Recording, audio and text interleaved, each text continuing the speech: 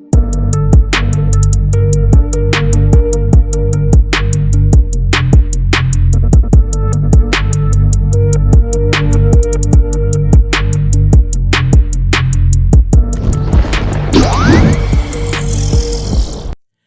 time on Jujutsu Kaisen, a Chad named Gojo makes an appearance, chooses not to execute Itadori, and even explains a lot of complicated stuff to him. And then after feasting upon another one of Sukuna's fingers, Itadori goes to the principal together with Gojo Sensei to take the interview. It got a little awkward, but he was able to pass the principal's interview and get enrolled in the Jujutsu High School. There are only 2 high schools of this kind in all of Japan. Later, Gojo Sensei shows Itadori his room, which just so happens to be right next to Fushiguro's room, and then the episode ends with the appearance of the 3rd first-year student. She looks like a charismatic girl who is on her way to Tokyo. That's how the last episode went. If you are interested in hearing more from me about that episode, you should check out that review. I am doing weekly episode reviews on this series, and it looks like we are in for a ride. The first episode was incredible, the second one even topped that, and now it is time to see what the 3rd episode has in store for us. Both Itadori and Fushiguro, together with Gojo Sensei, are about to pick up the 3rd first-year student. Her name is Kugisaki Nobara, and before the 3 of them welcomed her, we are shown a refreshing scene where Nobura just embraces the appeal of Tokyo as some soothing music plays in the background. But that scene only lasts like 10 seconds before we are back to both Itadori and Fushiguro talking about random stuff.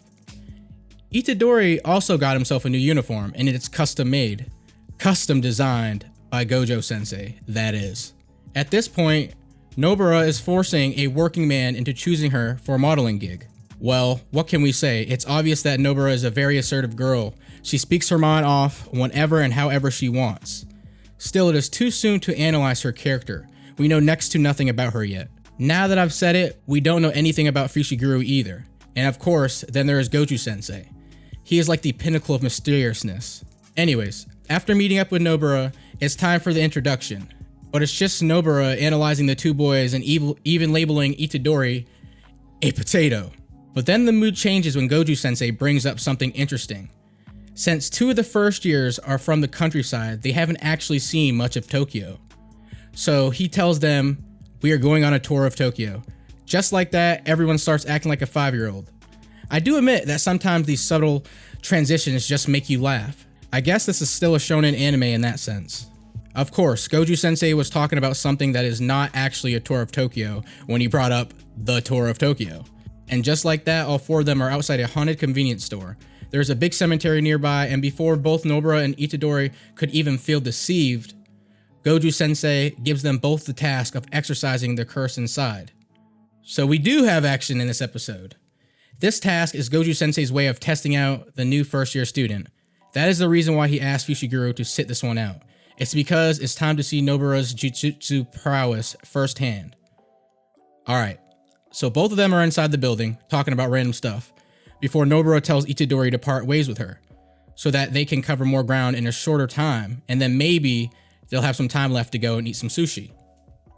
Of course, Itadori had no say in it.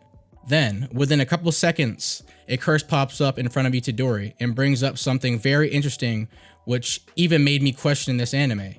He asked, "Do you need a receipt?" And I don't know, something about that scene just makes you laugh every time. Itadori isn't impressed by the receipt. Still, it only takes him a few seconds to exorcise the curse. At this point, Gojo Sensei tells us all an interesting fact about Itadori. He explains how Itadori never has any hesitation when killing these disgusting looking creatures, even though it's fairly recent that he became familiar with curses. He has always lived his life as a normal schoolboy, but he is anything but normal. Why? That's because he lacks 2 of the most fundamental negative human emotions. He lacks fear and disgust. Still, it goes without saying that at some point in this anime, things are going to get awfully complicated, and even Itadori will have to feel these 2 emotions. Alright, back to Nobura. She is the one getting tested after all. And sure, she seems confident in her abilities. It just takes one look for her to identify the curse, but as Gojo Sensei states, the curses in Tokyo are on a different level than any countryside. Here we learn something about curses too, that their innate ability are directly proportional to the population of humans, because the more the humans, the higher the tendency of negative emotions. She makes short work of that mannequin without even barely putting any effort. But the next thing she sees changes the tide. She sees an actual boy hiding behind some boxes. I'm going to be honest here. When I saw that scene, I believed without a second thought that this boy is some kind of curse. I mean, how did he even end up there like that? Just then, the curse shows up and takes the boy hostage.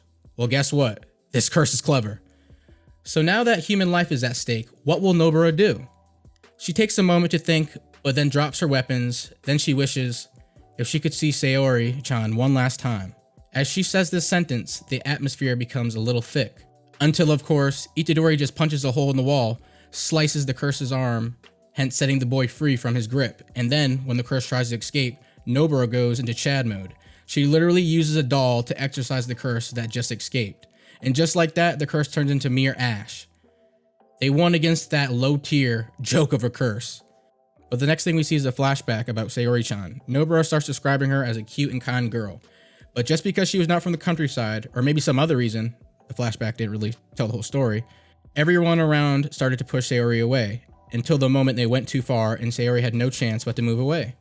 She used to bring homemade sweets for Nobura and they were very close. However, seeing how everyone had treated Sayori, Nobura also got fed up with all the countryside folks. So why did Nobura come to Jujutsu High? That's because she hated the countryside and wanted to live in Tokyo. Later, the kid goes home and it looks like Gojo Sensei is finally about to treat them to some actual food. In the last few seconds of the episode, they even argue over what kind of sushi to eat. But before that, some interesting narration pops up. There's a potential special grade curse whose existence could be seen, even by some normal people. The 3 first years get dispatched to the scene, and one dies. I'm sure this was a misdirection, or at least that's what I want to believe. I mean, they aren't going to actually kill off one of the main characters, right? But then, this is also a horror anime. Nah, we'll be fine. This was totally a misdirection. Well then, that's it for the 3rd episode. Okay, so there's a few things I wanted to talk about before ending the video. And the first thing, I don't want to get crucified from the Jujutsu Kaisen fandom for saying, but I said in my live reaction that this reminded me of Team 7 from Naruto. We got the sensei, we got the 3 students, one student who's very serious, which reminded me of Sasuke.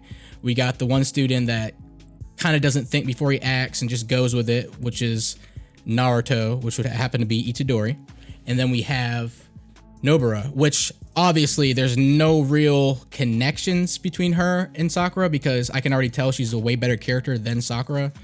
So I'm not even gonna say that, but still, it just gave me that feeling, that nostalgia feeling of Naruto in the beginning part of part 1, where they had the bell test and it was the 3 of them up against Kakashi. And obviously Gojo Sensei reminds me of Kakashi. They both have that, silverish hair. They both are mysterious. You never know what they're thinking. So that's why I was reminded of Naruto. And then with the preview of next episode, it says a special curse and the 3 freshmen were dispersed on the scene. Now, did they know that it was a special curse before getting on the scene? I don't know, but that also reminds me of Naruto because in their first mission, it was supposed to be like a D rank mission. I think they were guarding somebody and it ended up being an S rank mission. So that's why I said I am reminded of Naruto.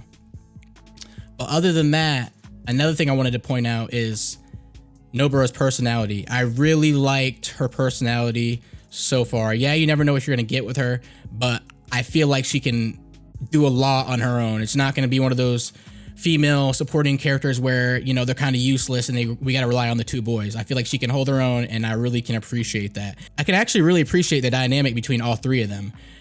They all seem to be different, but they also seem to have some similarities and I think they will all balance each other out. So I'm looking forward to seeing this team and what they can do. But yeah, comment down below your thoughts on the episode. How did you feel about it? Do you like the 3rd first-year student that we've been introduced to? Are you excited to see what the future holds? Let's have a conversation. And as always, like the video if you liked it. It really helps the channel. It really helps it grow. It helps with exposure. And if you're new here and you want to see more Jujutsu Kaisen reviews, reactions, things like that, make sure you hit that subscribe button. And as always, thanks for tuning in. I'm the Bearded Saiyan. I'll see you guys next time.